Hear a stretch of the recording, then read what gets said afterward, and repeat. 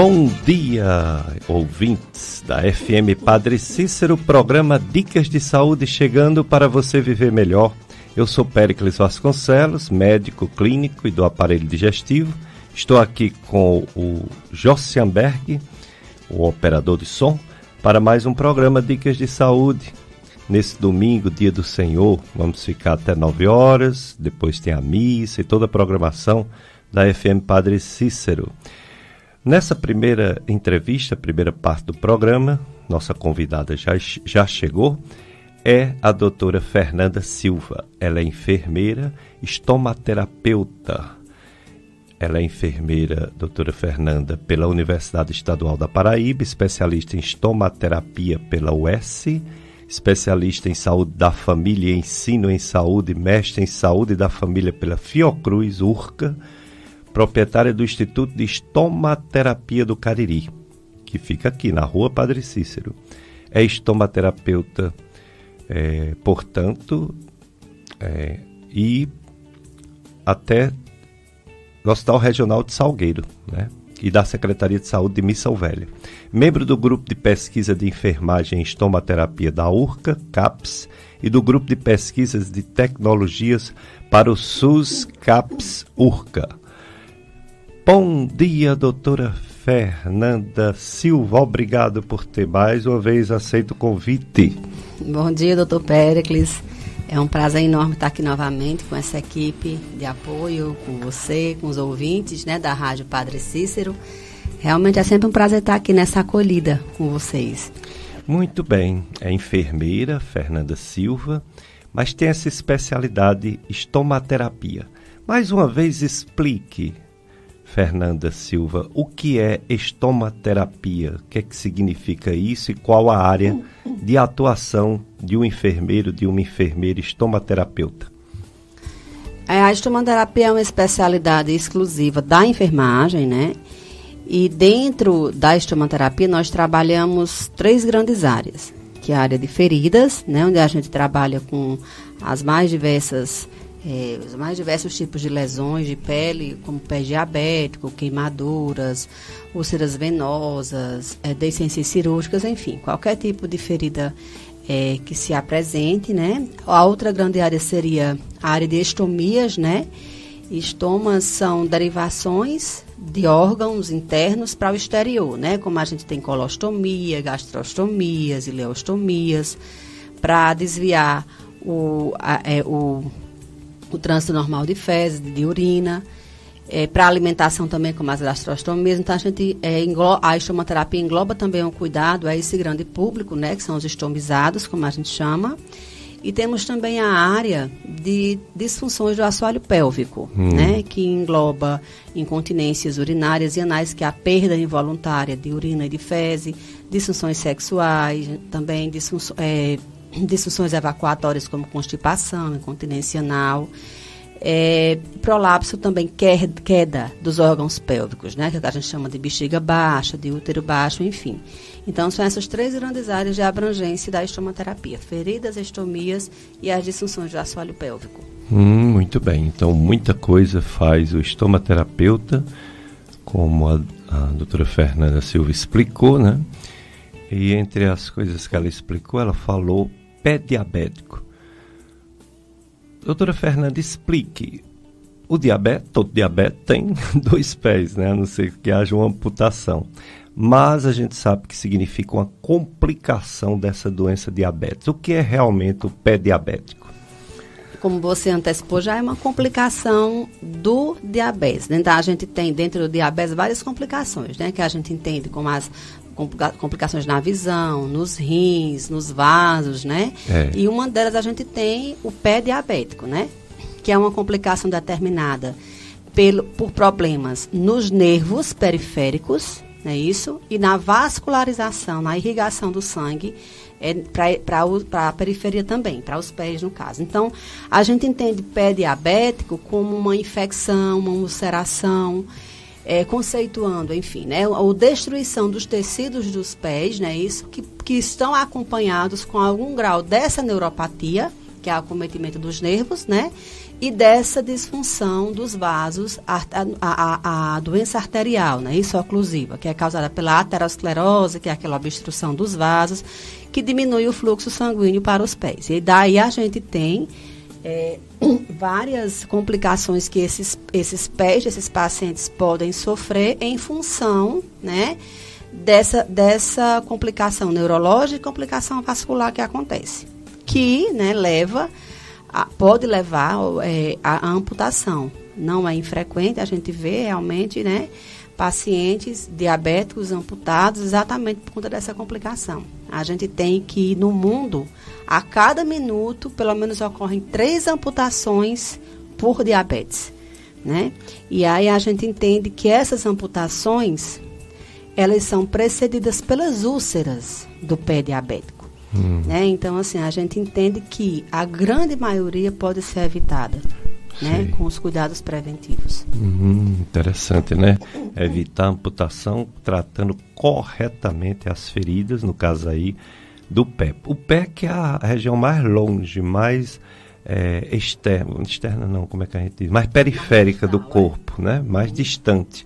Aí tem um problema, além dos nervos, dos vasos, tem um problema natural que é o retorno, né? O retorno do sangue. E aí é muito mais complicado quando é nas extremidades, principalmente o pé. A mão também é extremidade, mas é uma extremidade mais curta, né? O pé é mais longa, a perna é maior que o braço. Então, realmente, quando no diabético, que já tem um problema próprio da doença, uma ferida infectada no pé, se não houver um bom tratamento dessa ferida, tratamento dessa infecção, se não responder esse tratamento, ou porque ele começou tarde, ou porque ele não foi bem feito, infelizmente vem as amputações.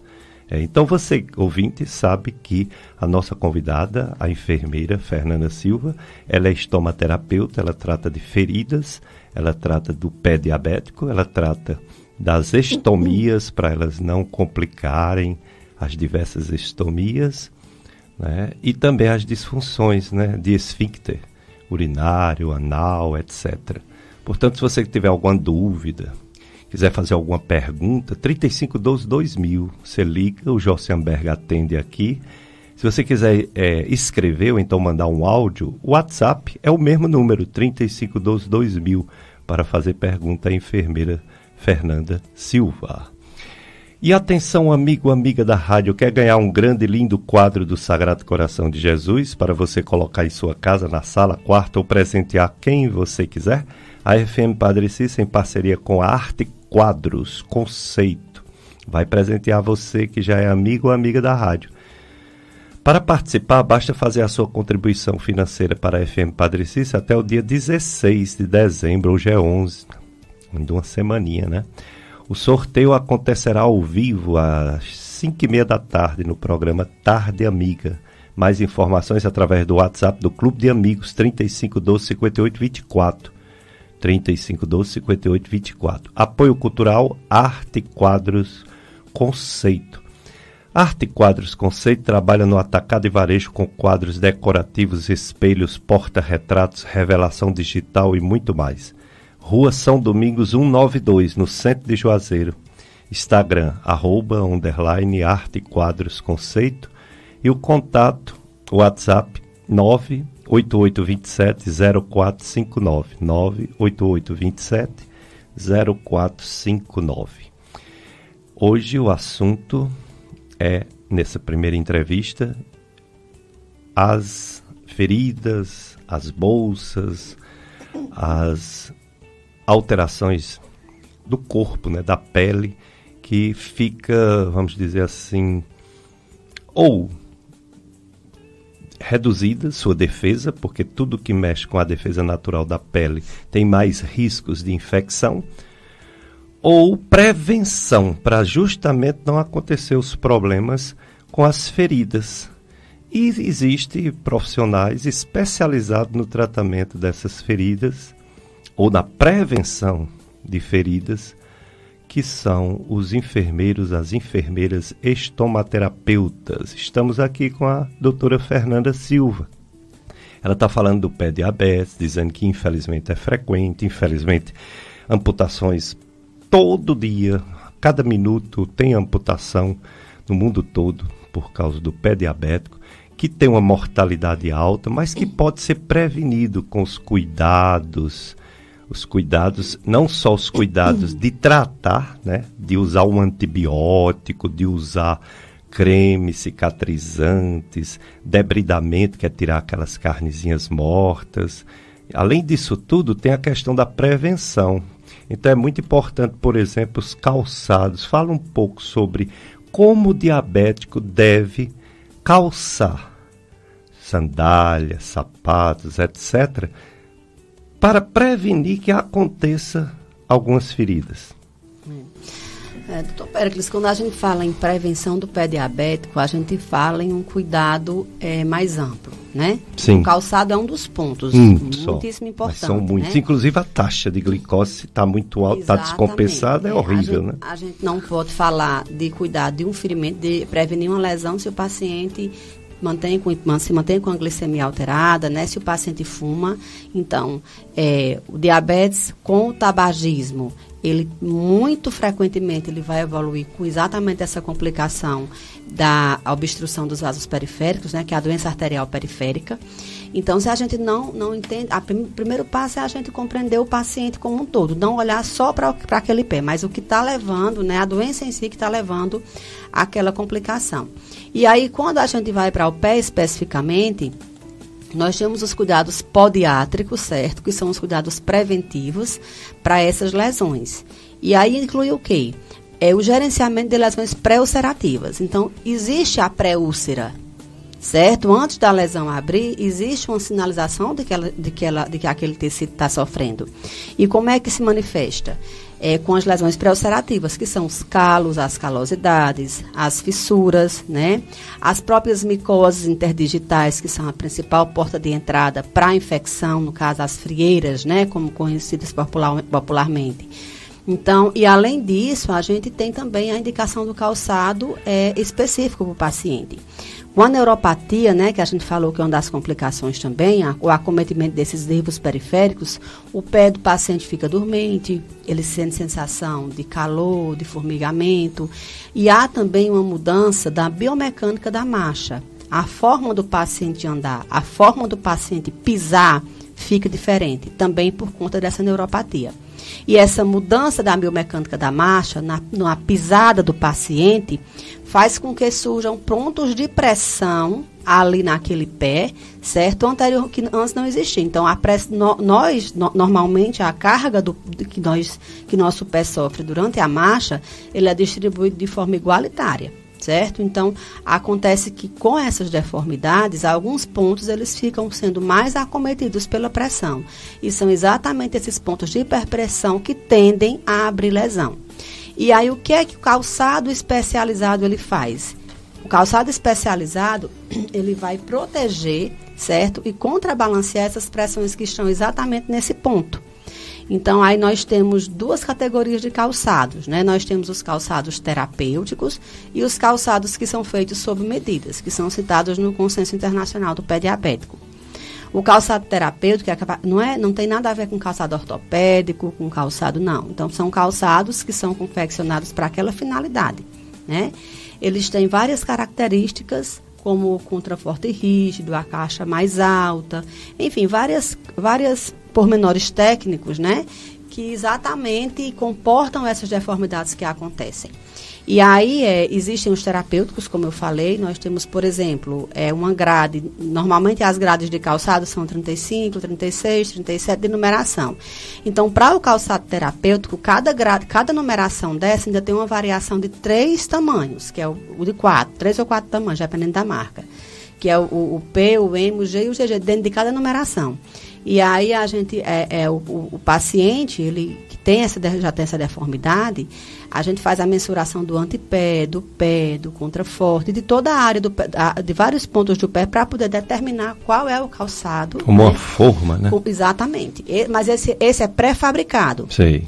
E existem tamanhas deformidades, certo? Que a gente não tem mais como encaixar nessa grade de terapêuticos. Aí a gente trabalha com os calçados sob medida. que são feitos com molde de gesso, né? Que aí o molde de gesso ele vai respeitar exatamente aquela deformidade daquele paciente. Então, por isso que a gente costuma orientar os pacientes, dizer, não, o calçado para o paciente diabético não é aquele que está na prateleira, não. O calçado para o pé diabético é aquele que é feito mediante, que é indicado mediante as mensurações do pé daquele paciente, individualizando, ou do molde de gesso do próprio pé. Certo? Então, é uma das principais, dos principais pontos, né, da prevenção do pé diabético, realmente, da prevenção e do tratamento. Porque a gente também, uma vez que o paciente já tem lesão instalada, se ele não usar também o calçado, a descarga, né? A forma de descarregar, porque não adianta um paciente ter, a maioria dessas lesões são na região plantar, na sola do pé. Então, o paciente vai andar e vai pisar na lesão. Então, essa lesão não vai cicatrizar nunca, porque constantemente ele vai estar pisando na lesão. Então, a gente tem que usar calçados também que façam alívio exatamente naquela área daquela lesão, quando o paciente for realizar a sua marcha. Então, esses são os pontos principais, digamos assim, da prevenção do pé diabético, que leva não só a amputação, doutor Péricles. Eu trago a amputação, mas eu trago também a mortalidade, certo? Infelizmente. A gente tem, em úlcera, um paciente com úlcera do pé diabético, a mortalidade em 5 anos desse paciente pode chegar até a 46%. Puxa. A mortalidade em 5 anos. Metade. Supera a mortalidade de alguns cânceres, como câncer de mama, câncer de próstata, né? E quando a gente vai para a amputação em si, a amputação menor, que é no pé, e a amputação maior, que é em perna, essa mortalidade ascende para índices ainda maiores. Então, porque há uma profunda depressão, né? Um luto. A mudança total no metabolismo do paciente, isso, né? De todo, da parte física e da parte psicológica, um luto. Com certeza. É triste. Aí a gente tem que levar em consideração que um paciente diabético, ele muda um pouco sua sensibilidade. Então, às vezes, faz uma ferida pequena no pé e ele não sabe, porque não sente muito dor. E aí, você que tem pacientes diabéticos em casa, ou você que é diabético, olhe seus pés todos os dias. Se você levou um corte e não percebeu, não sabe nem quando foi, nem como foi, esse corte pode levar a uma ferida grave e tem que ser tratado, cuidado.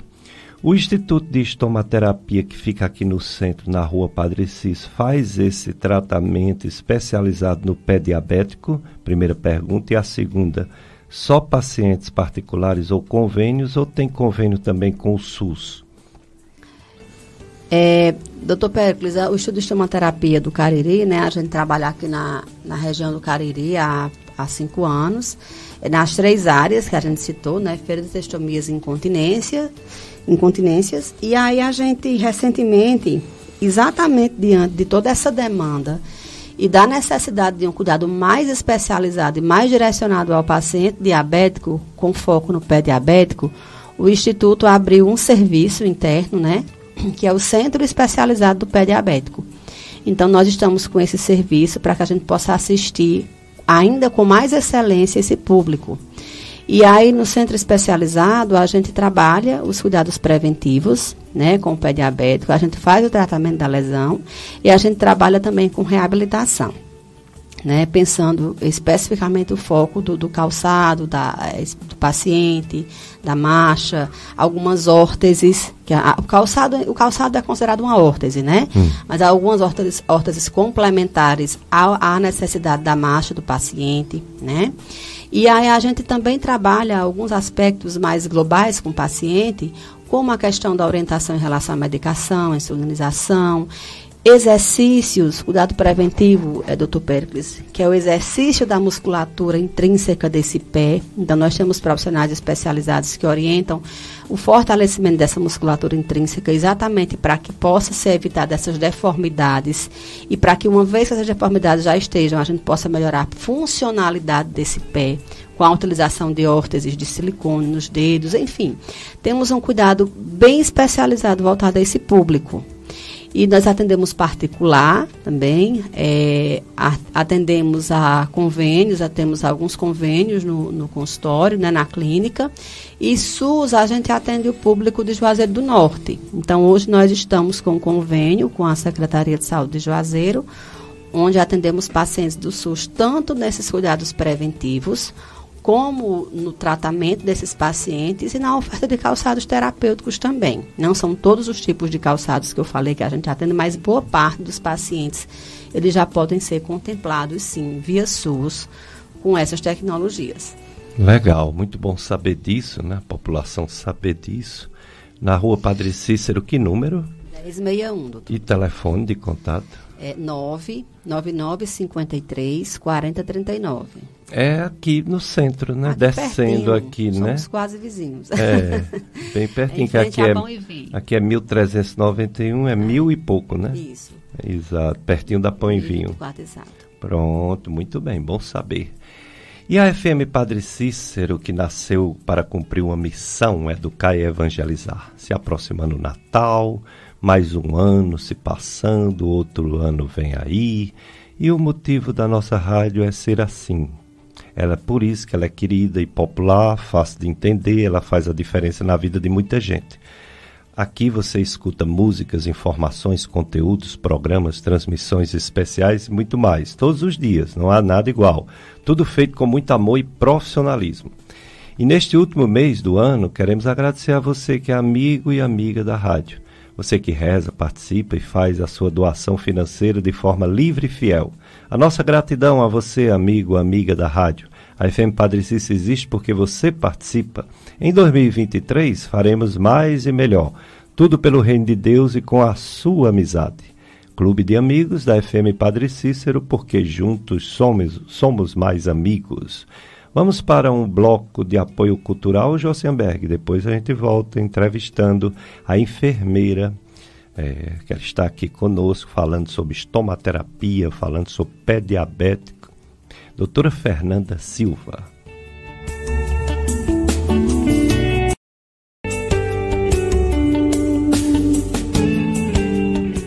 Dicas de Saúde FM Padre Cícero, 7h30, aqui no Juazeiro do Norte, terra do Padre Cícero Romão, que está no processo de beatificação e depois canonização, graças a Deus. O sonho, né, de todo romeiro está se tornando realidade. Que bom.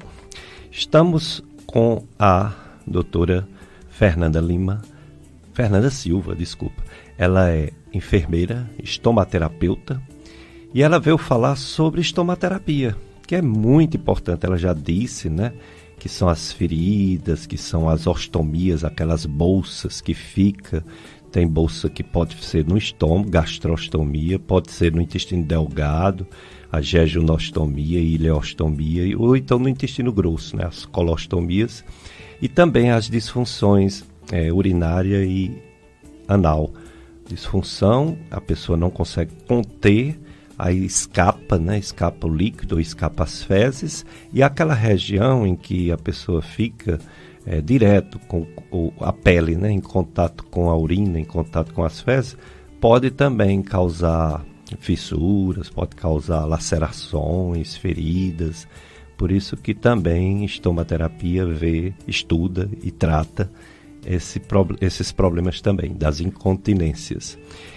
E no caso das feridas, que são muito, todo mundo tem ferida, principalmente pacientes internados, a gente sabe que tem conceitos antigos e conceitos mais novos. E tudo que se estuda sobre cicatrização de feridas, tanto para diagnóstico como para tratamento, sofre, através do tempo, atualizações, tecnologias novas. O que se fala hoje sobre o processo de cicatrização, Fernanda? O que tem de novo? Porque a gente sabe que esse estudo é muito antigo, mas agora, com esses profissionais que se dedicam a esse estudo, tem alguma novidade? Tem algumas pomadas mais cicatrizantes do que as antigas? Tem alguma técnica de cicatrização que antes não tinha, que hoje é praticado nos pacientes que têm feridas? Doutor Pérez, você falou da mudança de conceito, né? Isso. E aí, eu vou primeiro falar da mudança de um conceito em cicatrização, que não é coisa nova, mas que o conceito antigo se perpetua até hoje. Até hoje erradamente. É errado. E que a gente encontra muita dificuldade de tirar isso da cabeça das pessoas, né? Tanto dos pacientes, como até mesmo dos profissionais de saúde. E eu falo, né, do conceito de meio úmido. O que é isso, né? É aquela velha história da lesão que, doutora, a lesão essa semana melhorou porque ela está bem sequinha. Bem sequinha. Criou uma casquinha. Então, tudo que a gente não quer é que a lesão resseque. É que faça crosta, que faça... Então, essa é uma mudança de conceito, né? Esse conceito não é novo, como eu digo, né? Então, na década de 60, 70, esse conceito de meio seco para cicatrização, ele já tinha caído por terra, bem antes disso, até. Mas nessas décadas que eu falei, acabou que se difundiu mais, né? Então, se usava antigamente até pós nas feridas, né? Com aquele pó para secar, né? Então, hoje a gente entende que não, que a cicatrização, para que a divisão celular, para que a mitose aconteça realmente, e que aquele tecido prolifere, desenvolva, tem que haver meio úmido, né? Se não houver meio úmido, a ferida vai ficar ali estagnada. Mas no tempo de meu avô cicatrizava. Cicatrizava porque, assim, nosso organismo é muito perfeito. Ele luta contra as adversidades para tentar chegar àquela condição de normalidade, né? Então, tem muitas pessoas que botam um pó de café, que botam uma margarina, que botam e mesmo assim cicatriza. Por quê? Eu entendo que essas pessoas têm uma imunidade muito boa, têm uma resposta muito boa, e aí o organismo, mesmo com essa adversidade, consegue, né? Mas se a gente vai falar em tempo de cicatrização, em evitar complicações, a gente realmente tem que partir para tratamentos realmente, né? Que a gente já entenda como sendo tratamentos que realmente são mais efetivos, como no caso a manutenção do meio úmido.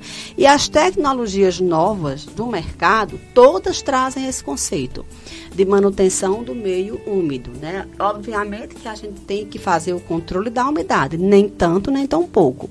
Porque se uma lesão fica muito exudativa, que é secretiva, como a maioria das pessoas conhece o termo, muito molhada, também vai ser um fator que vai interferir. Então, tenho que encontrar, né, o equilíbrio de umidade naquela lesão para que eu possa realmente chegar à cicatrização. Outro ponto importante nessa questão do conceito é que a gente, como a gente já falou um pouquinho da questão do diabético, né? A gente não pode pensar na ferida sem pensar no paciente. Eu não posso pensar, por exemplo, em cicatrizar uma ferida venosa, uma úlcera venosa, sem tratar a doença de base, que é a insuficiência venosa. Então, quando a gente fala em tecnologias, por exemplo, a gente tem uma ferida, uma úlcera varicosa, então a gente não pensa só naquele leito, a gente pensa numa tecnologia que vai comprimir, que vai fazer compressão naquela área, não é isso? Para melhorar o retorno venoso e cicatrizar aquela lesão. Então, tem as tecnologias que nos ajudam no controle da doença de base e tem e aí a gente também tem que trazer, como a gente falava aqui no intervalo, doutor, a questão da equipe multidisciplinar. Ninguém trabalha só, então eu não trabalho sem um vascular, eu não trabalho sem endocrinologista, eu não trabalho sem nutricionista, sem fisioterapeuta, né? Porque a gente tem que trabalhar realmente em equipe multi. E aí, exatamente para fazer o controle dessas condições de base do paciente, né? Para que a gente realmente possa ter uma evolução. E aí, na lesão propriamente dita, essas tecnologias novas, essas coberturas com base em colágeno, em matriz extracelular, né? As que fazem controle de enzimas que degradam o tecido da ferida, coberturas que são impregnadas com antimicrobianos. Então, nós temos várias coberturas, várias tecnologias que podem nos ajudar nesse processo de cicatrização. E temos também os tratamentos adjuvantes, né? O uso de laser terapia, né? De ultrassom terapêutico, eletroestimulação. Temos a terapia por pressão negativa, temos a terapia hiperbárica também. Então, hoje, o mercado, né? Hoje a tecnologia é vasta para esse tratamento. Agora, não basta existir a tecnologia tem que ser bem indicada e bem utilizada, né? Não é chegar em uma prateleira de uma loja e pegar aquele curativo e então ir lá no Dr. Google e pesquisar curativo para determinada lesão, não. Então, cada lesão é avaliada individualmente, né? O paciente é avaliado, a lesão é avaliada e essa indicação ela é feita de acordo com o que a lesão está pedindo naquele momento, né? Necessitando naquele momento. E aí a gente tem essa gama de tecnologias que possam realmente que podem ser úteis nessa evolução. Muito bem.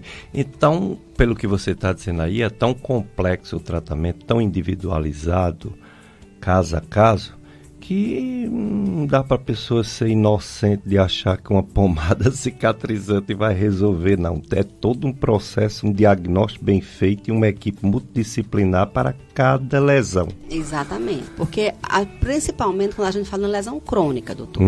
Porque assim, existe a lesão aguda, que é aquele corte que você leva e naturalmente, se você adotar os cuidados higiênicos, se não for um paciente que tem uma comorbidade, que tem uma condição que dificulta a cicatrização, vai evoluir normalmente. Só que quando a gente parte para a lesão que cronifica, ela cronifica por algum motivo. Ela deixou de cicatrizar no tempo normal por algum motivo. Ou por paciente ter uma doença que dificultou aquela cicatrização, ou porque alguma coisa ali interferiu naquele processo.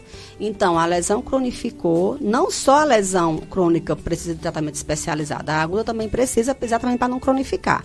Mas se for uma lesão crônica, o tratamento deve ser especializado, com esse olhar especializado, para que se possa pensar em todos os fatores intervenientes no processo. Muito bem. E a Covid-19, hein? Voltou novamente, está aí, mas tem boas notícias, pelo menos a nível local e regional. Em Juazeiro do Norte, que vinha aumentando os casos, houve uma diminuição na última semana de 28%. Tinha, 599 pessoas diagnosticadas por Covid há uma semana atrás, e ontem caiu para 430, a diminuição de 28%. Agora, não foi muito bom saber que aumentou a internação, né? Que eram 11 hospitalizados há uma semana e agora são 30. Então, um aumento de em torno de 170%. A nível do Ceará, sim, outra coisa boa em Juazeiro é que não morreu ninguém essa semana. Como eu falei, semana passada tinha morrido 2 pessoas, né? Semana passada. Essa semana nenhum ainda. Graças a Deus. A nível de Ceará também, a Secretaria de Saúde do Estado falou que está diminuindo os casos novos e não aumentou a mortalidade. Agora, a nível nacional é que ainda podemos ficar atentos e com medo sim, insegurança, porque os casos, o Brasil é muito grande, muitas regiões, no geral os casos ainda estão aumentando. A média morte que há 15 dias atrás aumentou para hoje, até ontem, né? 99 mortes média dia, quase 100 pessoas morrem de Covid no Brasil todo dia. Um aumento ainda de 24% comparado com 15 dias atrás. E casos novos também houve um aumento, aumentou de 37%. Quer dizer, houve um aumento em torno de 29 mil casos novos dia.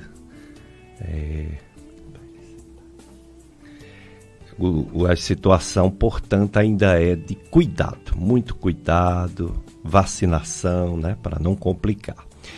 Pois é, outro ponto importante sobre feridas, doutora Fernanda, é a questão do conceito que não deve fechar porque vai abafar.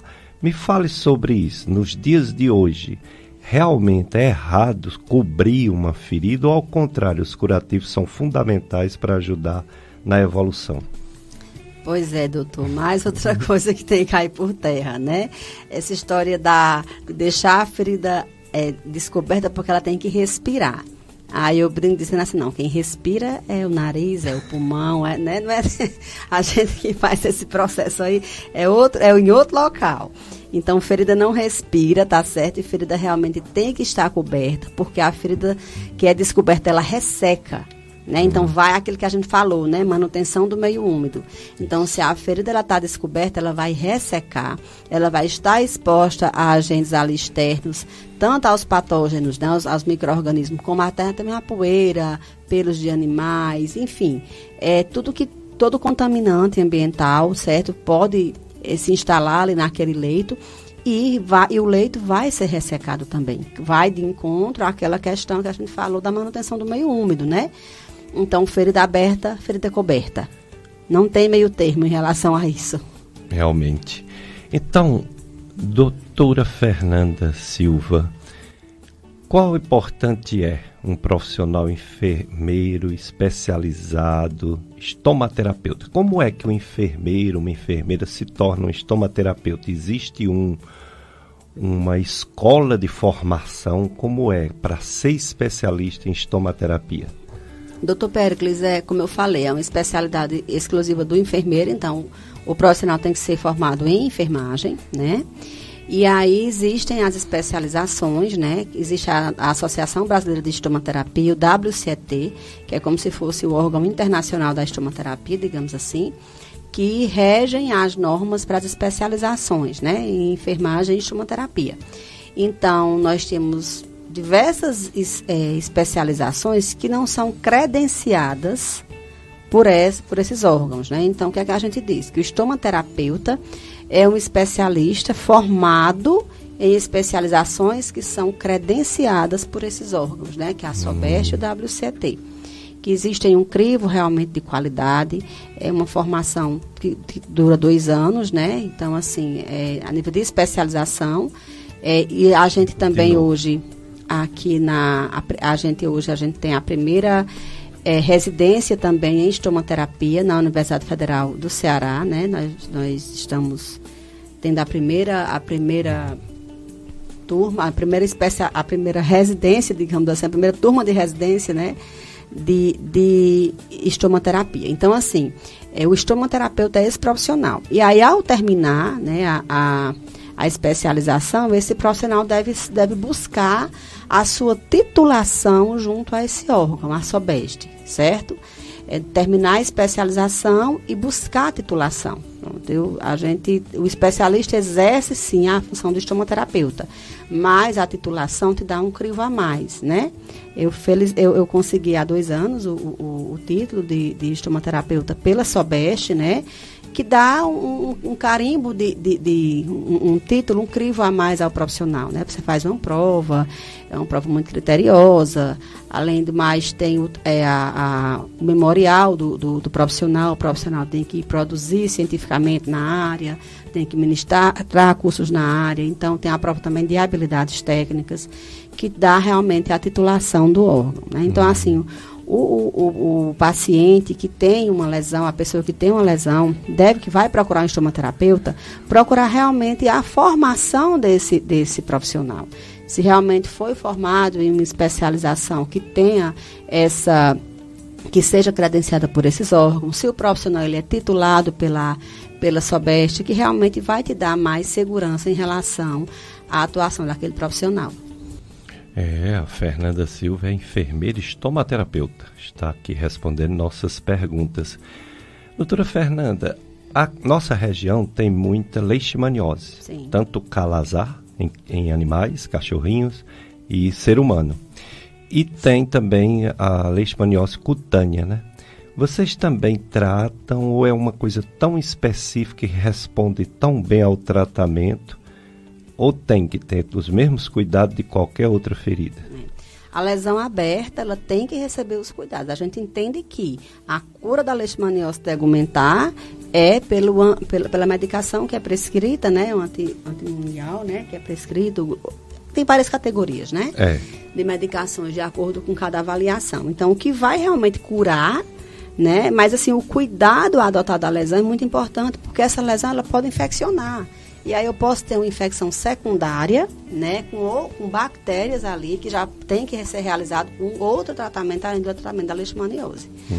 Outra coisa que acontece com muita frequência, doutor Péricles, é a persistência da lesão, mesmo depois da cura da leishmaniose.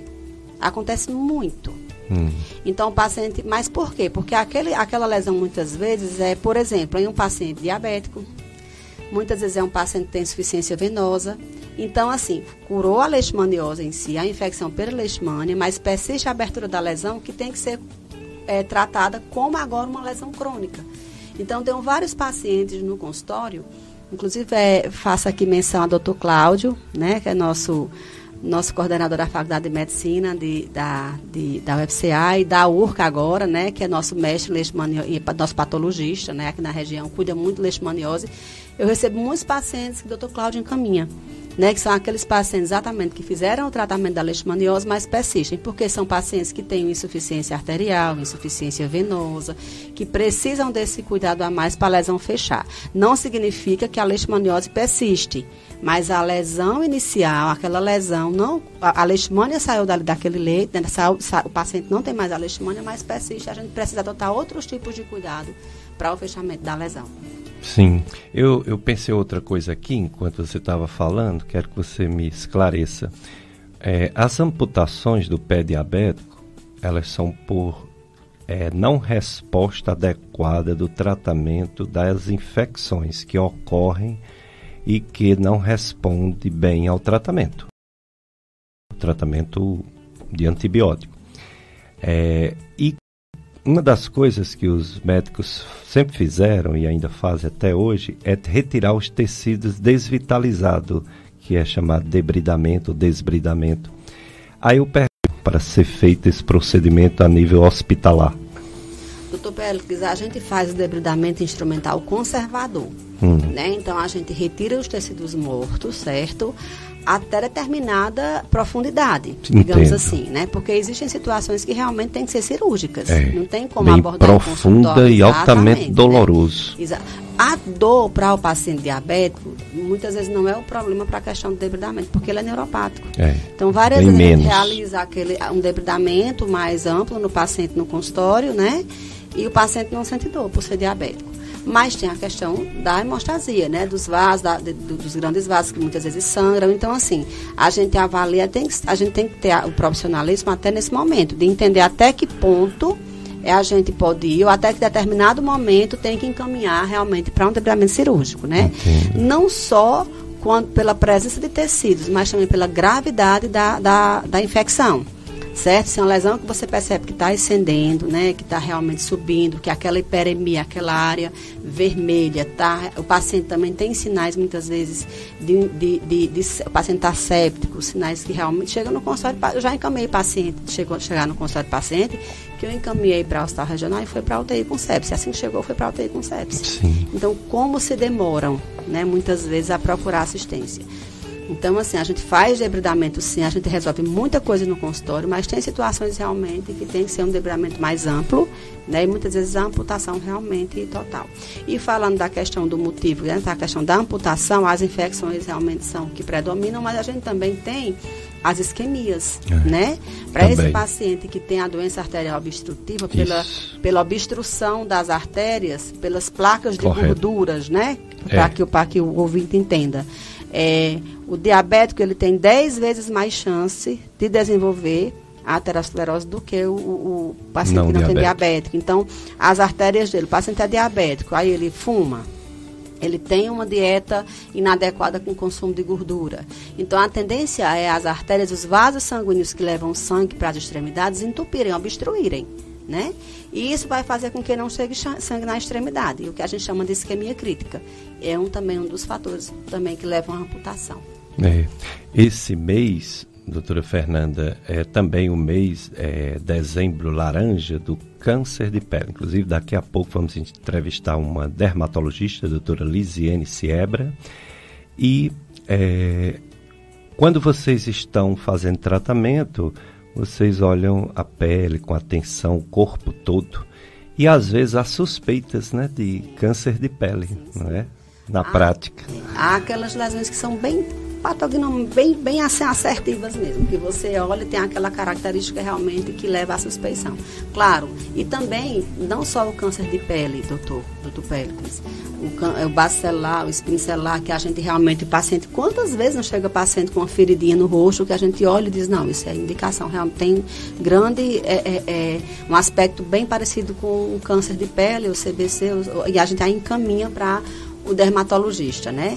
E a gente também tem as lesões crônicas que malignizam, né? Que é a úlcera de Magellan, que a gente chama, que são aquelas lesões antigas, né? Muitas vezes lesões que cicatrizam e rompem, as úlceras venosas ocorrem muito. Então, a lesão crônica, ela pode sim malignizar, que na realidade é o carcinoma espinocelular da úlcera crônica, né? Que é a úlcera de Magellan. Então, essa lesão que demora, aquela lesão que o paciente tem 10, 20 anos, ou então é uma lesão numa área que é muito submetida a trauma frequente, elas podem se malignizar e evoluírem realmente como câncer de pele. Exato. Então, estamos chegando ao final, mas agradecer à doutora Fernanda e pedir para ela falar sobre uma pessoa que está com a ferida crônica. Independente da causa, uma pessoa tem uma ferida que não cicatriza com as medidas caseiras, vamos dizer assim, que todo mundo faz e adota, ou então até por uma passagem no médico, clínico geral, que tenta um tratamento e nada de cicatrizar. O que falar para essas pessoas que têm ferida crônica? Que procurem realmente um especialista, doutor Péricles, né? Então, muitas vezes um tratamento que você procura o barato e acaba saindo mais caro, né? Procurar um especialista para essa avaliação. Eu quero chamar a atenção, inclusive, doutor Péricles, para os pacientes diabéticos, né? Que a gente começou falando deles e agora vamos terminar falando, porque eu costumo dizer que eles dizem, geralmente o relato mais frequente é esse. Doutora, isso era uma coisinha que tem aí.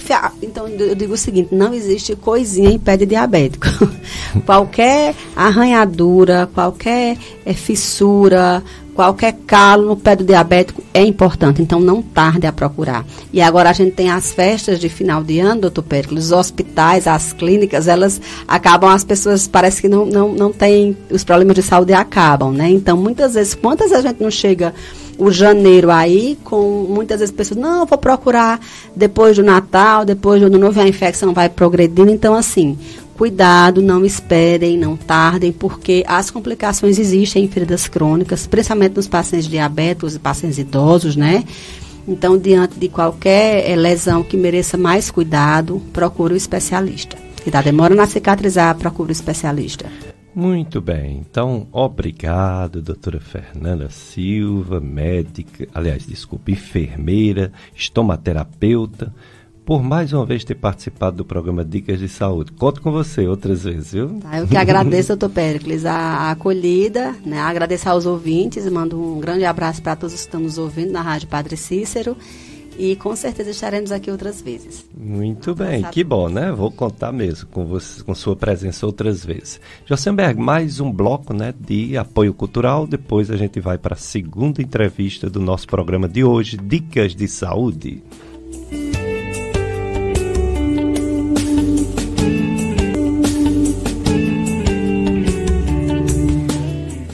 Dicas de Saúde FM Padre Cícero.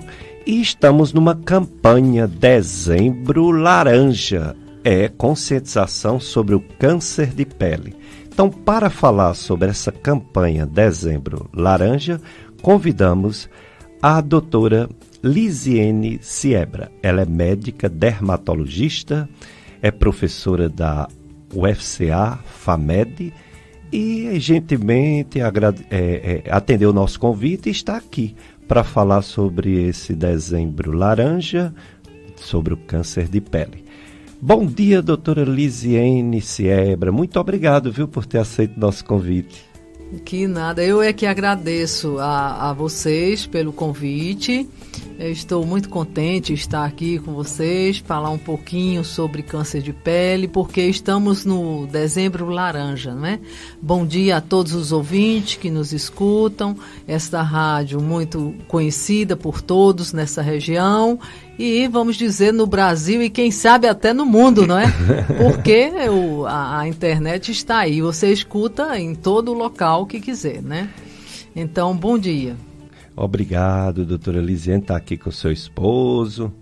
Está batendo uma foto aqui nos estúdios da FM Padre Cícero. Quero, inclusive, pedir desculpa porque mais uma vez falhou a nossa live. A gente está com problemas técnicos, então não vai ter a live de Facebook. Esperamos que breve a gente consiga consertar esses problemas.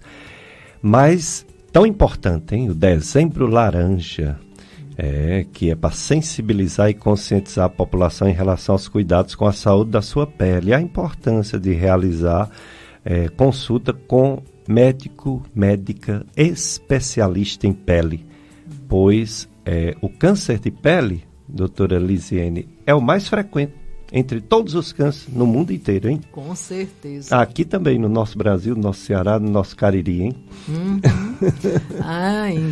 Realmente o câncer de pele é o câncer mais comum de todos os cânceres. Então, estamos aqui para prestar esclarecimento sobre isso, principalmente neste mês que a Sociedade Brasileira de Dermatologia dedicou ao câncer de pele, certo? Então, chama-se Dezembro Laranja. Dezembro Laranja. Esse ano tem algum tema, algum lema específico ou não? Olhe, acredito que não, mas sempre assim o tema é prevenção do câncer contra o câncer de pele. Muito bem. Doutora Lisiane, quais são os tipos de câncer de pele? Só existe um, existe vários? Fale sobre os tipos de câncer. Basicamente, existem 2 tipos de câncer. O câncer melanoma, que é o mais agressivo, e o câncer não melanoma. No câncer não melanoma, nós temos 2 variedades, o carcinoma basocelular e o carcinoma espinocelular. Muito bem. Aí, em relação a esses tipos, tem o mais grave, tem o que leva mais à morte, ou todos são perigosos? Pronto. O carcinoma basocelular é o mais frequente deles, certo? Graças a Deus que dificilmente ele chega a dar metástase. Então, é o mais comum, mas é o menos agressivo, certo? Depois você tem o carcinoma espinocelular. Esse carcinoma espinocelular, ele pode surgir sobre lesão pré-existente. Por exemplo, é o que a enfermeira acabou de falar, em lesões ulceradas, a úlcera de Marjolin, ela pode acontecer sobre o carcinoma espinocelular, pode se gerar em cima de uma ulceração, certo? E é um carcinoma que pode chegar a dar metástase, certo? Com mais frequência, comparando-se com o carcinoma basocelular. Porém, o mais agressivo de todos é o melanoma.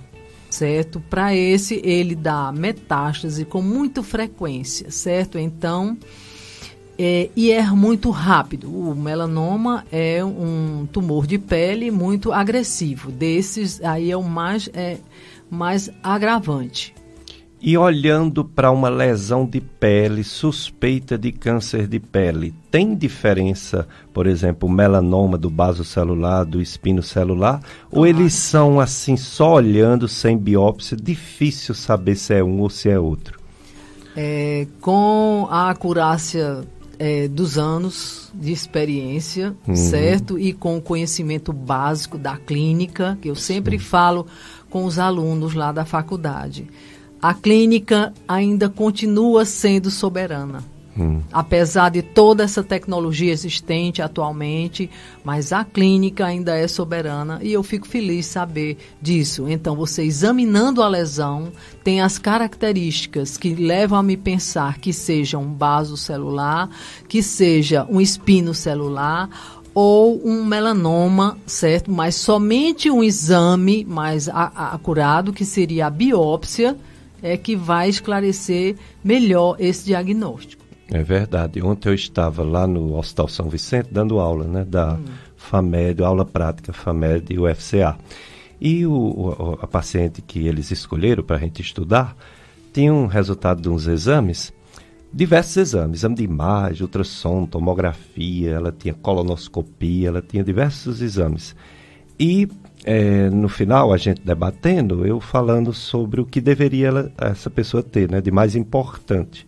Aí eles disseram assim, mas professor, e não deu isso no exame? Eu disse, e daí? Olha, o soberano é a clínica. Soberano é a clínica. Os exames, seja qual for, laboratório, imagem, colonoscopia, endoscopia, histopatológico de biópsia, eles são passíveis de erro, porque é feito por ser humano.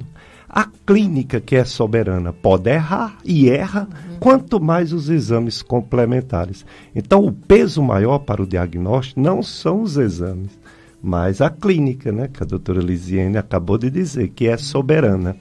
Porém, a gente pede os exames para, vamos dizer assim, reforçar, né, confirmar, né, a suspeita, né? E essa biópsia, ela é feita pelo próprio médico, médica, dermatologista, ou encaminha para outro profissional biopsiar e fazer esse diagnóstico microscópico? Pronto, então esse é um trabalho que é prestado pelo dermatologista que faz cirurgia dermatológica. Alguns colegas não fazem esse tipo de cirurgia, mas assim, a gente faz a biópsia, encaminha para o patologista e pede esclarecimentos sobre aquele tipo de lesão. Certo? Então, esse é um trabalho do cirurgião dermatológico, certo?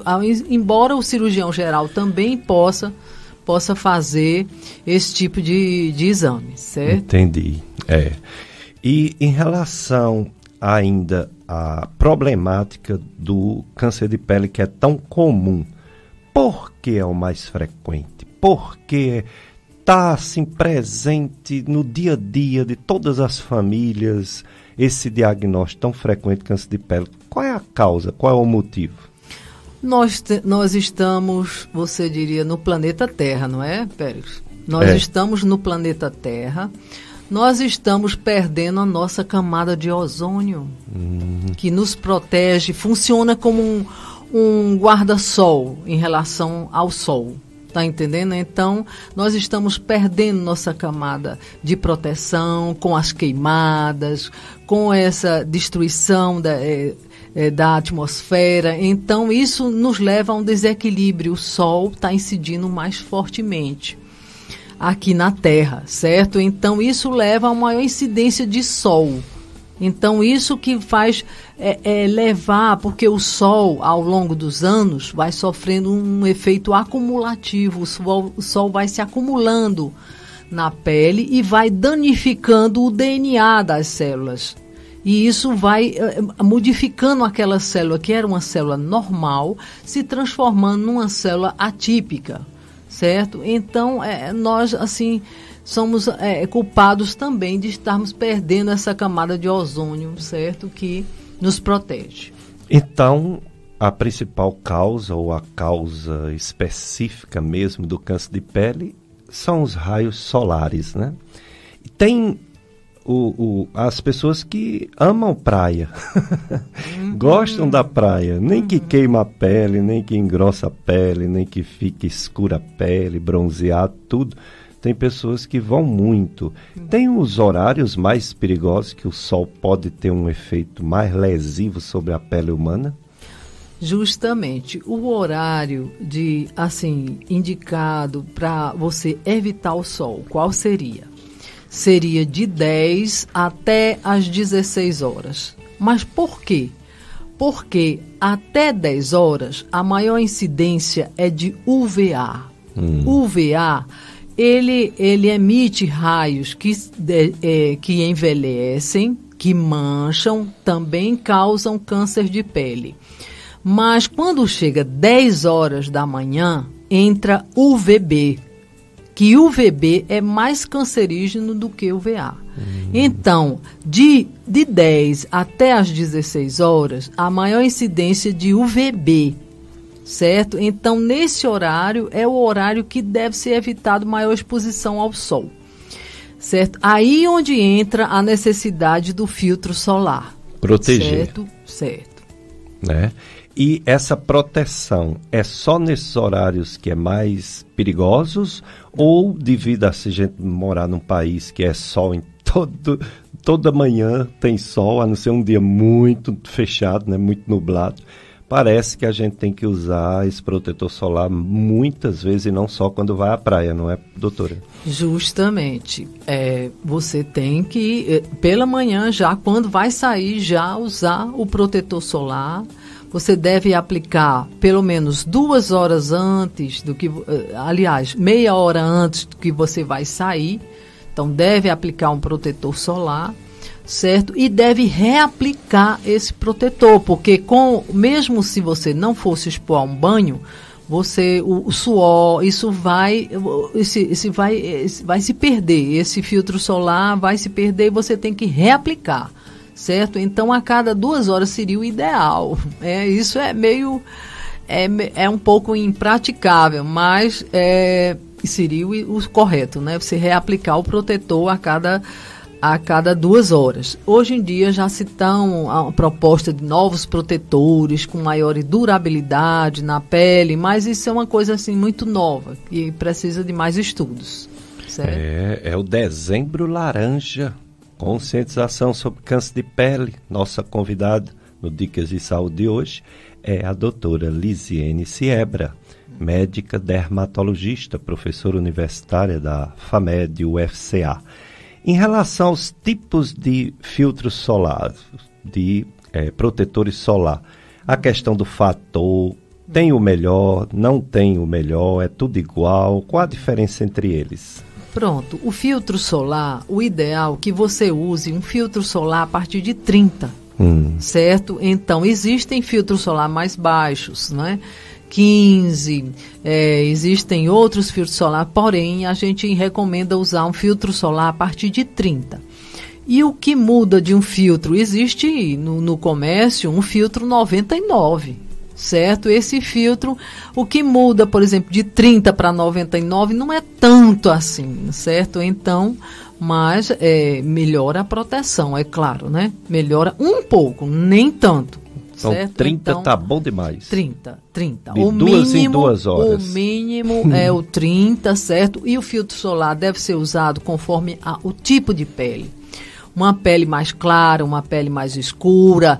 Hoje nós temos filtros solares com cor, com tom de pele, tom claro, tom escuro, tom médio, para as meninas que gostam de usar na face, né? Um protetor com base. Então fica essa dica principalmente para a turma mais jovem que gosta de protetor, né, com base, certo? Para o corpo você deve escolher um protetor mais fluido, um protetor spray que nós temos no comércio, muitos, nós temos muitas opções, vários laboratórios com protetores de todos os graus, de todas as cores, certo? Então, realmente, o melhor que você faz é ir ao seu dermatologista para que ele indique qual o melhor protetor para a sua pele. Porque se você, às vezes, escolhe espontaneamente ou espera a indicação de um farmacêutico na farmácia, talvez não seja o mais adequado para a sua pele. Entendo. Então, além da grande importância de prevenção dos filtros solares, também eu gostaria de perguntar à doutora Lisiene Siebra, médica dermatologista, sobre se protege alguma coisa ou se é mito. O chapéu, o boné, o óculos escuro, camisas de mangas compridas, calça comprida, também ajuda ou não é confiável? Bom, hoje nós temos tecidos com filtro solar. Então, isso já nos ajuda demais. Agora, existe os de qualidade melhor, claro, e aqueles com qualidade inferior, que são aqueles mais baratos, mais simples, mas que é importante o uso. Quanto mais protegido você estiver, melhor. Certo? O chapéu já protege, embora não adianta aquele bonézinho assim, chapéuzinho. O chapéu de abas largas, é claro que protege bem melhor. E os homens estão com as orelhas expostas o tempo todo, né? Então, a maioria das vezes, eles têm muito câncer de pele no pavilhão auricular, certo? Porque não protegem as suas orelhas. Eu tiro o meu chapéu para os homens mais antigos, E você vê uma foto antiga na Praça Siqueira Campos, do Crato, todos os homens de chapéu, certo? De chapéu, realmente é extraordinário. Naquela época se usava muito mais chapéu do que hoje, que, certo, precisamos até mais do que usar chapéu, né? Era a moda.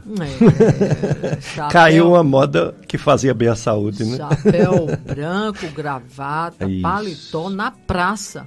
Até Em o dia. pescoço, né? A gente não via nem a cor do pescoço da pessoa. Durante incrível o dia. Aquelas fotos antigas. Você vê que é uma foto que foi pego assim de surpresa. A pessoa está andando ali na praça num dia comum, né? Não é? Interessante, né?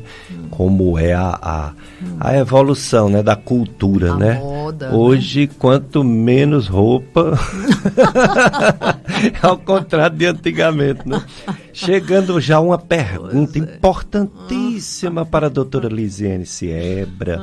Um ouvinte, ela pergunta, ou ele pergunta, foi ele ou foi ela, doutora Josenberg? Foi um homem ou uma mulher que fez essa pergunta? Da máquina de bronzeamento. Rosinho, a mulher. Pergunta da nossa ouvinte sobre máquinas de bronzeamento artificial. Tem também risco com a luz solar, doutora Lisiane? Bom dia, Rosinha. Você que está nos ouvindo aí, muito obrigado pela sua atenção, certo? Então, as máquinas com bronzeamento artificial, elas também podem levar a câncer de pele. É importante que antes de você se expor a esse tipo de máquina, você faça uma consulta dermatológica para observar as pintas, os sinais que você tem, se tem algumas pintas que são propensas a ter câncer de pele, certo? Porque essas máquinas de bronzeamento também elas podem levar ao câncer de pele, certo? Então é preciso fazer com cautela esse tipo de bronzeamento. É verdade, muito perigoso também. Agora, em relação ao diagnóstico, já foi falado, você já disse sobre a biópsia, que pode ser feita principalmente pelo dermatologista, mas até por outros médicos, cirurgiões, né? Aí vai para um tipo de profissional que a gente chama de médico patologista. Ele vai olhar no microscópio as células, né? Se já tem as células e qual tipo de células malignas.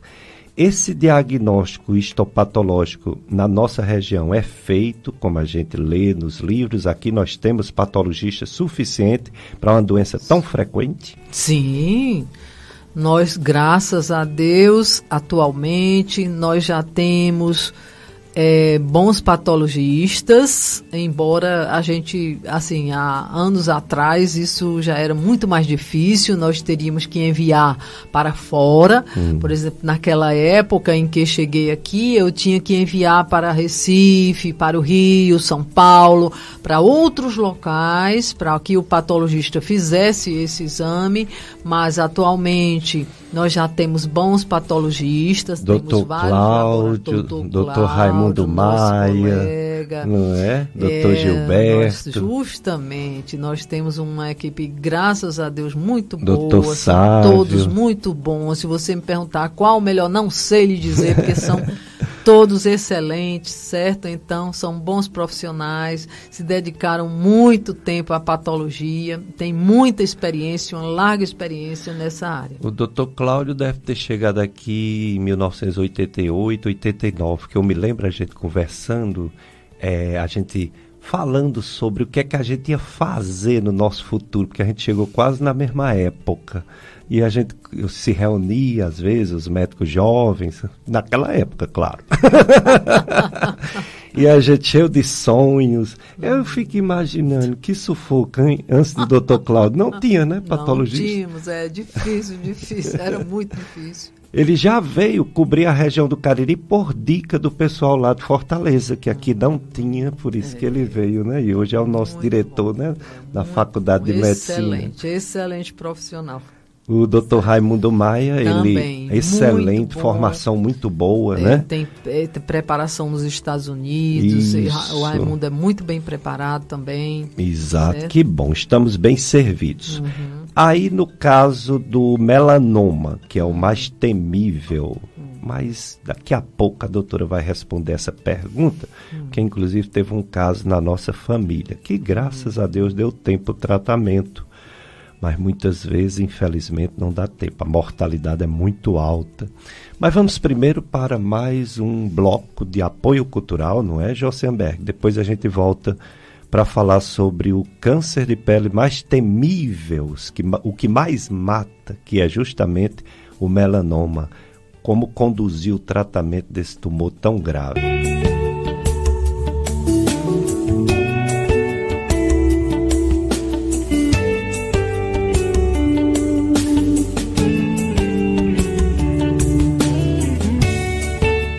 Dicas de saúde. Eu sou Péricles Vasconcelos, médico clínico e do aparelho digestivo, gastroenterologista. Estou aqui com o operador de som Josenberg e estou com a nossa convidada para falar sobre o Dezembro Laranja, câncer de pele, o câncer mais comum do mundo.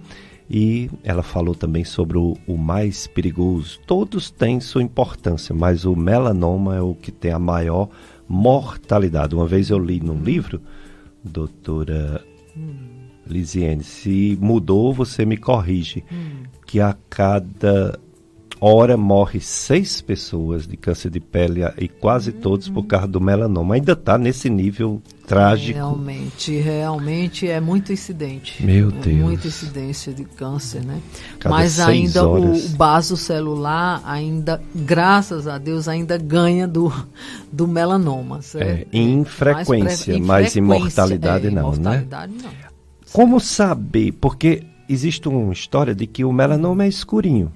Mas os nossos sinais comuns, nossos sinais que o pessoal diz, sinais de nascença, a maioria são pretinhos. E aí, que medo, hein, das pessoas? Como o dermatologista especialista faz essa diferenciação entre sinais comuns e a suspeita do melanoma? Como você vai diferenciar justamente um sinal comum de um melanoma, não é? O sinal comum, ele é mais simétrico, ele é mais regular, certo? A bordo é mais definida, certo? Então, a cor, o sinal comum, ele apresenta uma cor mais uniforme. E o melanoma, ele pode apresentar mais do que uma cor, né? E um diâmetro maior do que 0,6 milímetros, então, o melanoma é acima de 0,6, então, e o nevus abaixo disso, no seu maior diâmetro. Então, nós chamamos a regrinha do A, B, C, D, E. Então, essa regrinha nós podemos usar assim mais comumente para diferenciar, porque nós temos um nevus, nevus é sinal é nevus, certo? Então, nós temos um sinal que é chamado nevo displásico. Esse nevo displásico é um precursor de melanoma. Então, é importante quando você tiver uma pintinha, você tiver uma lesão diferente, uma lesão que você não tinha, foi adquirida, ou você tem um sinal que sangrou, ou um sinal que está inflamado, ou uma lesão diferente, uma coisa estranha, que você procure o dermatologista para que ele saiba diferenciar, porque as lesões, a princípio, elas podem ser pré-cancerígenas. É aí o momento de retirar, o melhor momento de retirar as lesões é naquele momento pré. Naquele momento é muito mais fácil fazer a prevenção do que fazer propriamente o tratamento. Então, prevenir é melhor do que remediar. Muito bem, então a prevenção é tudo, porque tudo bem, existem os tratamentos, tratamento de melanoma, tratamento cirúrgico, amputações, etc. Mas bom é não ter uma doença dessa. Então, doutora Lisiane Siebra, médica dermatologista, Dezembro Laranja, o que você tem a dizer a todas as pessoas para evitar uma doença fatal, uma doença que mata 6 pessoas por hora no mundo. Quais são os cuidados que devemos ter? Você já falou alguns, mas fica à vontade para repetir os que falou e falar mais alguns outras dicas de prevenção. Eu tenho aqui conselhos sobre o sol. Nós moramos num país tropical, abençoado por Deus. Nós estamos aqui pertinho da linha do Equador, nós temos muito sol aqui no Ceará, terra da luz, certo? Então, nós temos alguns conselhos para dar para vocês sobre o sol. Meu amigo que está nos ouvindo, nossa amiga aqui, ouvinte da Rádio Padre Cícero. O número 1, proteja as crianças. Proteja as crianças desde cedo. A partir do 6º mês já se pode começar a iniciar um protetor solar. Tem um protetor solar adequado para crianças, não é qualquer protetor, certo? Então, tenha cuidado com essas crianças, protejam. Se tem roupinhas para crianças já com filtro solar, certo? Chapéu, certo? Proteger bem essas crianças. Tenha cuidado de não se expor ao sol por muito tempo, sob o pretexto que aplicou protetor solar. Você acha que aplicando protetor solar e você está 100% protegida, não é bem assim, certo? Nunca se exponha ao sol após aplicar produtos perfumados. Você não pode aplicar perfumes e ir para a praia e pegar. Aqui nós não temos a praia, nós vamos ali para o Arajá, Pélio? Certo? Então, isso expor então, ao para sol. Cachoeira de Missão Velha. Pronto. Então, nunca se exponha ao sol sem proteção. Escolha produtos que ofereçam uma boa proteção, certo? Adequado para a sua pele. Beba bastante água nesse verão, certo? Então, evite exposição naquele horário que eu falei para vocês. Use óculos escuros para proteger os seus olhos, né? Tenha cuidado em relação a falsas impressões de segurança que você está na água, que o dia nublado não tem sol. De onde está vindo a claridade? Que clareia tudo. É sol também. Então, as nuvens não filtram completamente os raios solares. A água também não.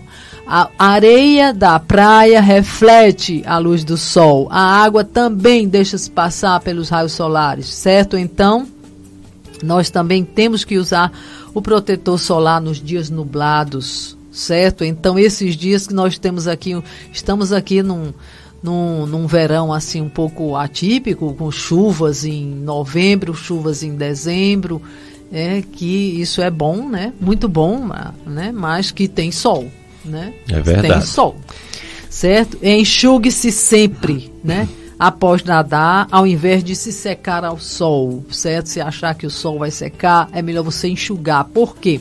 Porque as gotas d'água aumentam o impacto do sol e aumenta o risco de queimadura solar. Evite a queimadura solar, porque ao longo dos anos isso pode levar ao câncer solar, não é? Aquelas pessoas que têm uma pele clara, os olhos claros, os cabelos claros, elas não bronzeiam, não adianta, porque elas não têm melanina suficiente para bronzear a sua pele.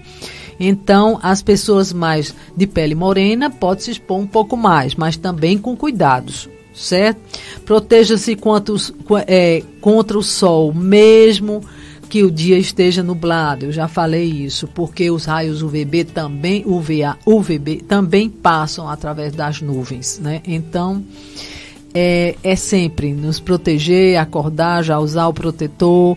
Sim, e as roupas? Você deve usar o protetor abaixo das roupas, né? As roupas dependem. Tem tecidos finos que se deixam passar pelos raios solares. Tecido mais espesso, eles fazem uma barreira maior contra os raios solares. Então, mas dependendo do tecido com o qual você vai estar, né? Então, deve sempre aplicar o protetor solar, certo? Muito bem. Pois uma pergunta da nossa ouvinte, Maria Rosa, do bairro Tiradentes. Bom dia para você, Maria Rosa. E a pergunta dela: a lâmpada de LED que temos na nossa casa, elas podem causar câncer de pele? E se pode, o que devemos fazer para não ter esse efeito delas sobre a pele? Sim, realmente essas lâmpadas, atualmente o computador, não é? O computador, a luz do computador, as luzes de LED, então elas realmente podem aumentar a incidência de câncer de pele, não só manchar a pele. Então é o ideal que você use um filtro. Tem filtros para usar na tela do computador também, certo? Para você se proteger melhor disso aí, dessas lâmpadas, né? Você tem que usar o filtro solar também em horários que você tá no ambiente fechado, tem as luzes, né? Deve usar também o filtro solar nesse horário, certo? Muito bem, então vamos ter cuidados. Agora, sobre o tratamento do melanoma. Muitas vezes ele causa umas invasões pelo corpo, a chamada metástase. Se isso acontece, infelizmente não há um tratamento curativo, ou ainda há, com essa modernidade da medicina, algum tratamento mesmo quando o melanoma invade o corpo? Para essa indicação fica bem essa pergunta para um oncologista, mas nós temos a noção que o PET scan é um exame que faz uma acurácia total do corpo e observa se existem metástases para outras áreas. Então, esse exame é primordial para detectar esses tipos de metástase. Então, quais são os órgãos que dão mais metástases para o melanoma? Você tem o pulmão, além da pele, né? Inicialmente a pele, depois o pulmão, ossos, fígado. Então, essa metástase vai se alastrando para esses órgãos, certo? Então, isso vai disseminando essas células. Muito bem. Então, é um tratamento oncológico que ultrapassa a dermatologia e entra o oncologista clínico, o oncologista cirúrgico, às vezes quimioterapia, não é isso? É um tratamento bem não fica geral. Com a dermatologia, esse tratamento, né? Entendo. É com a oncologia. Entendo. Tem idade de maior incidência de câncer ou é realmente o tempo de exposição desprotegida à luz solar?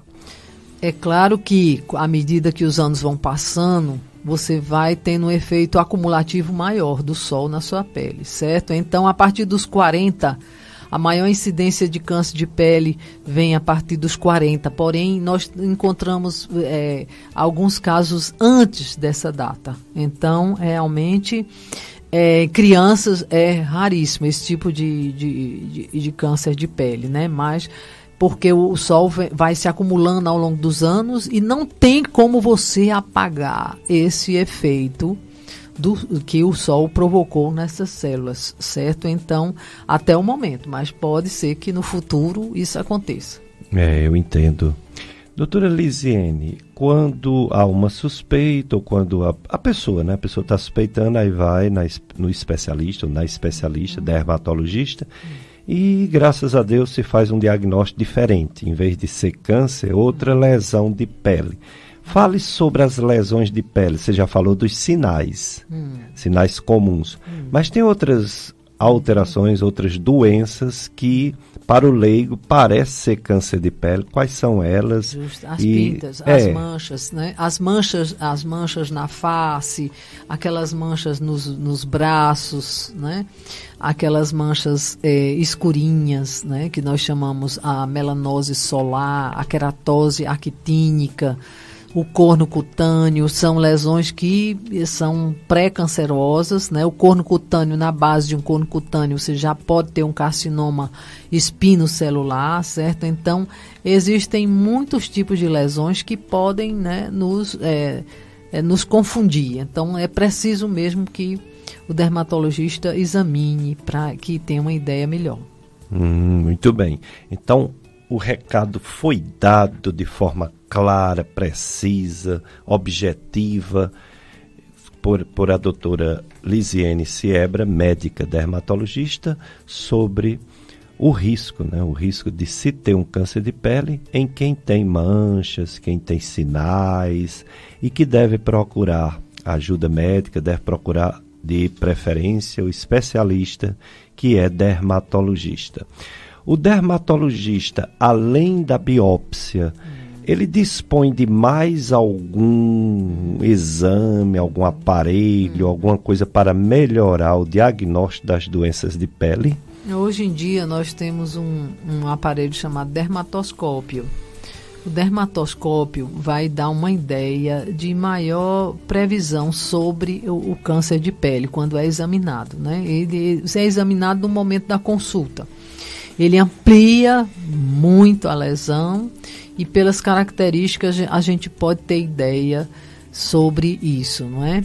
Então, é o principal, é a consulta, o exame dermatológico. É importante que a pessoa se autoexamine, examine na frente, não tenha medo de olhar para você não faz medo para ninguém, certo? Então, na frente do espelho, você pode se examinar, olhar as costas, tentar olhar, certo? Fazer o autoexame, que é importante, certo? E ver se tem alguma lesão suspeita, alguma coisa diferente. Então, procure o dermatologista, ele tem alguns recursos, tem lupas de grande aumento que vão aumentar lesões, tem um dermatoscópio, tem aparelhos que vão dar uma melhor precisão e acurácia no diagnóstico.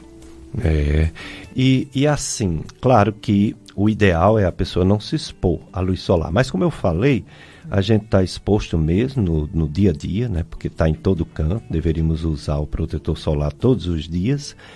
E tem as pessoas que realmente, quando vão numa capital, quer ir para a praia.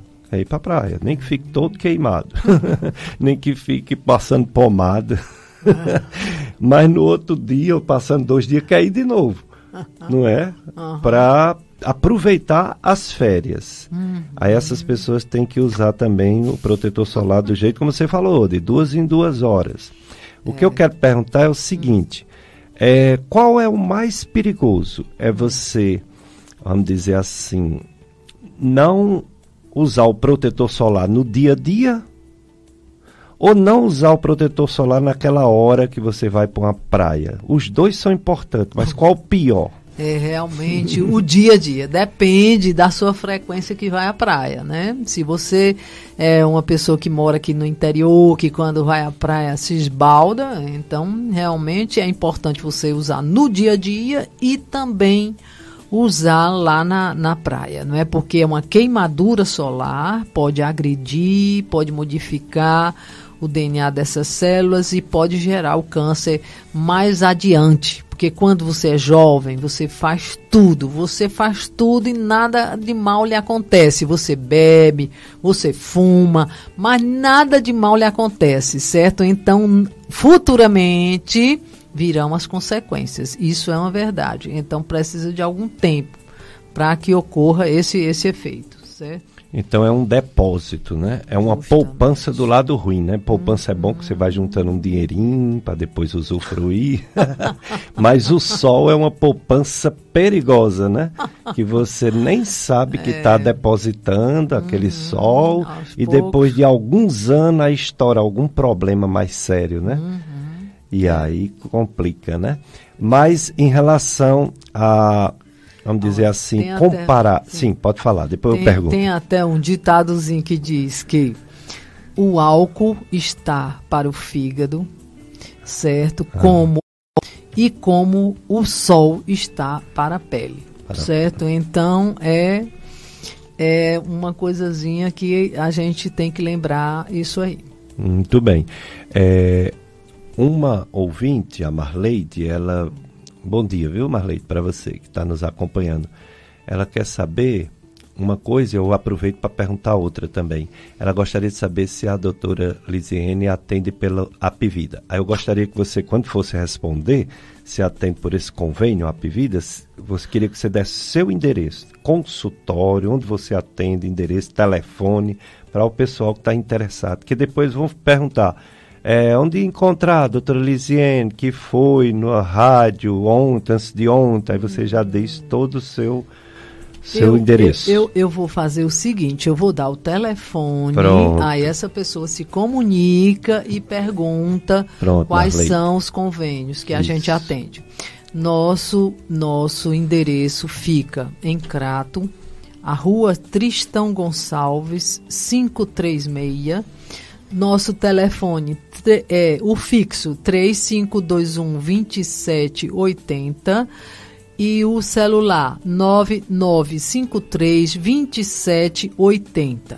Certo? Então você liga e tem essas Repeta aí informações. esse telefone, que talvez a Marley não deu para anotar. Tá certo. 3521-2780 e 9953-2780. Ah, muito bem. Outra pergunta bem interessante, essa eu gostei, viu? Um ouvinte quer saber que, claro que se uma pessoa está com problema de pele, procura um médico de pele, um dermatologista, mas quer saber se uma pessoa deveria, mesmo sem ter problema de pele, ir assim anualmente um dermatologista. Eu acho isso tão importante porque a nossa pele, assim como o corpo todo, ela envelhece mais se não for bem tratada, não é isso, doutora? Concordo. Olha, assim como fazemos a prevenção do câncer ginecológico, a prevenção no Outubro Rosa, a prevenção do câncer de próstata para os homens no Novembro Azul, certo? Então, no Dezembro Laranja é o mês do câncer de pele. Então, devemos fazer a prevenção do câncer de pele, certo? Procurar o dermatologista para ele examinar, sim, e pacientes que já tiveram lesões anteriores, eu recomendo que façam um acompanhamento que pode ser, dependendo do tipo de câncer de pele, a cada 6 meses ou mesmo no mínimo a cada 6 meses, no máximo a cada ano. Posteriormente, a retirada das lesões anteriores. Certo? Doutora Lisena, a senhora falou aí sobre um diagnóstico dermatológico clássico, que é o ABCDE. Claro que se uma pessoa tiver qualquer lesão de pele, deve ir no dermatologista, porque, como falou, até as pintinhas normais, os sinaizinhos simples, pode ser um melanoma. Quem sabe é o especialista. Mas desse ABCDE, qual que a pessoa deve correr, procurar logo o dermatologista? É baseado no A, do aspecto, da assimetria da lesão, no B, que é que os bordes não são bem redondinhos, no C, quando a cor é escura, no D, quando ele está crescendo de tamanho ou já é grande, ou no E, quando ele está ficando diferente, às vezes até sangrando. Qual que deve correr? Todos? Somatório. Todos devem correr, mas qual o pior desses aí? Qual a maior suspeita? São critérios, né? Esses aí são critérios. Então você tem que ter, quando você tiver 2 a 3 critérios, você já vai procurando o dermatologista. O quanto antes você procurar, melhor, não é? Claro. Então são no mínimo 2 a 3 critérios para você procurar. Agora, muito bom, muito boas dicas. Tem uma coisa que o pessoal fala muito do sol em relação à vitamina D. Nós temos um conflito muito grande com os reumatologistas que mandam o pessoal se expor ao sol por causa da osteoporose, vamos prevenir a vitamina D, a história da vitamina D.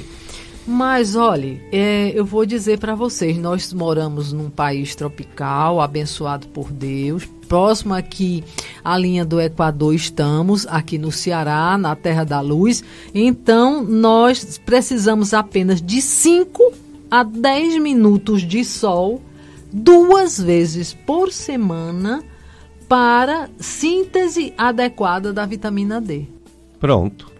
Para que ficar se bronzeando todo dia para ter vitamina D? Ainda mais a vitamina D, além de ser natural do sol, porque o sol é o dia todo, né? Só naquele momento que ele está queimando, como também tem os comprimidinhos se ela tiver baixa. Pelo amor de Deus, você levar sol, se arriscar, ter um câncer de pele para subir uma vitamina D, chega a ser um pouco de ignorância. A vitamina D, se bem que a alimentação às vezes não é suficiente para repor a vitamina D.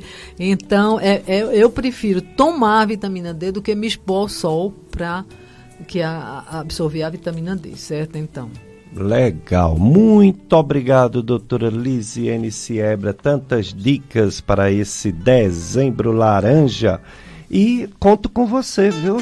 Você ou sua filha, para que venha novamente aqui na rádio falar de pele, já que é o nosso maior órgão é a pele, já que é a que dá mais câncer é a pele. E cobre todos os órgãos. Nossa proteção. É a nossa barreira com o meio externo e o meio interno. Pois obrigado, viu? Valeu mesmo. Muito obrigado. Obrigado também, Josianberg, viu? Obrigada a todos. E você ouvinte, viu? Você que vai permanecer agora com a missa vai ser transmitida aqui pela rádio. E você fica com a programação da FM Padre Cícero, se Deus permitir. Próxima semana estaremos aqui para mais um Dicas de Saúde. Um abraço para todos.